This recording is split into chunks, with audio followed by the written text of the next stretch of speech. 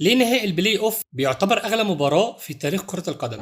صلي بينا على النبي وتعالى اقول لك الموضوع. من فتره قريبه ساوثامبتون كسبت ليدز بهدف نضيف في نهائي البلاي اوف، وقدر كمان يتاهل البريمير ليج كثالث فريق بعد ليستر سيتي وابسويتش تاون. المثير للدهشه ان مباراه نهائي البلاي اوف بتعتبر اغلى مباراه في تاريخ كره القدم، لان اللي بيكسب المباراه دي مش بس بيتاهل للبريمير ليج، لا ابسولوتلي، ده بيكسب جائزه ماليه بتتعدى ال 100 مليون جنيه استرليني، وتحديدا الجائزه دي بتبدا من 140 مليون جنيه استرليني طبقا لديلويتس سبورتس بيزنس جروب. طب هل الموضوع وقف لحد هنا؟ لا خالص، ساوثامبتون ممكن يضاعف الارباح دي في حاله نجاحه في البقاء في البريمير ليج في اول موسم ليه بعد الصعود، وانه كمان ما يهبطش. وقتها الارباح دي بتتضاعف وبتوصل ل 305 مليون جنيه استرليني. علشان كده المباراه دي بيسموها اغلى مباراه في تاريخ كره القدم. ايرادات ضخمه جدا، وكمان بتقدر تغير مصير الفرق دي في المستقبل في حاله ان هم يستخدموا كميه الفلوس دي بشكل صحيح وحكيم. لو اول مره تعرف الكلام ده، لايك واشتراك للقناه عشان يوصلك كل جديد.